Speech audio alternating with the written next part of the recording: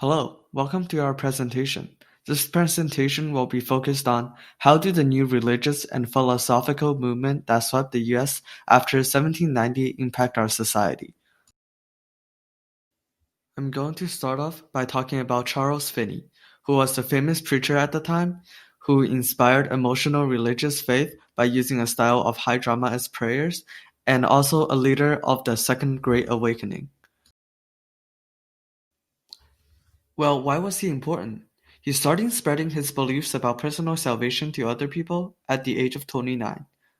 This religion activism was part of the reform that started in the 1830s. Many other things included in this reform movement included women's rights, school reform, and abolition, which is a movement to outlaw slavery. This reform was also a response to the rapidly changing society, including more immigrants and the industrial growth of the country.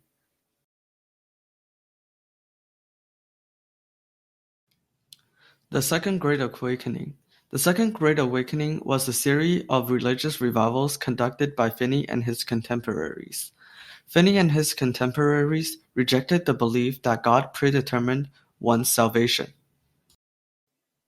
They believed that it is an individual's responsibility for seeking salvation, to make the people improve themselves and the society.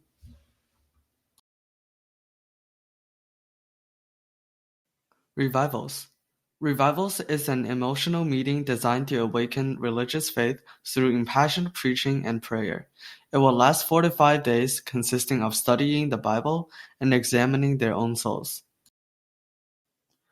Revivalism swept across the United States in the early 19th century, as it was part of the Second Great Awakening. Some of the most intensive revivals took place in a part of western New York, constructed by Charles Finney, who was titled as the father of modern revivalism because of it. As a result of the Second Great Awakening and the revivals conducted by Charles Finney and his peers, in 1800, just 1 in 15 Americans belonged to a church, but by 1850, 1 in 6 Americans was a member of a church. Next up, let us talk about Transcendentalism, a movement for religious renewal, literary innovation, and social transformation. Well, what is Transcendentalism? The direct definition is that it's a philosophical and literary movement that emphasized the idea of living in a simple life and it celebrated the truth found in nature and in personal emotion and imagination. Next up, let's talk about people that's associated with Transcendentalism. Well, the two most famous ones is Ralph Waldo Emerson and Henry David Thoreau. Of course, there are a lot others also. What did they support and not support? Well, one, they believed that religious truth could be known naturally like any other truth, and that all human inspiration, whether biblical or not, drew from the same divine source. They criticized the existing social arrangement. They believed it prevented individual spiritual development, and from that, they believe slavery is wrong. They believed that social conformity must be resisted, as is mentioned in Emerson's essay Self-Reliance and Thoreau's book Walden. Focusing individually on Henry David Thoreau, he puts the idea of self-reliance into practice and brought in the idea of civil disobedience. Well, what is civil disobedience? It states that laws should be disobeyed if no institution held them to be unjust. Back then, when he did not want to support the government with allowing slavery and fought war with Mexico, he simply just refused to pay the taxes to help finance the war, and from that, he went to jail. Next up, let us talk about Unitarianism. A lot of idea of Transcendentalism actually emerged from it. From Unitarianism, the Transcendentalists took a concern for self-culture and a sense of moral seriousness. Unitarianism emphasized reasons and appeals to conscience as the path to perfection. In New England, it was appealing to a lot of the wealthy and educated following, as they found interest in Unitarianism. Unitarianism and revivalists believed that individual and social reform were both possible and important.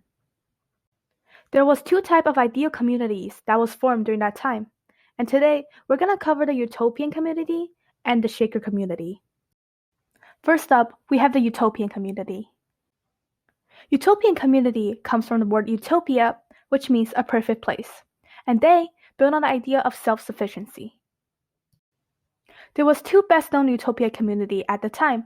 One is at New Harmony, Indiana, while the other one is at Brook Farm near Boston. I'm going to focus on the Brook Farm. Brook Farm was established in 1841 by Transcendentalist George Ripley. A fire destroyed the main building at Brook Farm in 1847, and the community immediately disbanded after that. And from that, most utopias lasted no more than a few years. The religious reformers did not give up after those failed, and they became active in humanitarian reform movements, for example the abolition of slavery and the improved condition for women. The Second Great Awakening inspired utopias, or rather, experimental communities with people who tried to create one, based on different values.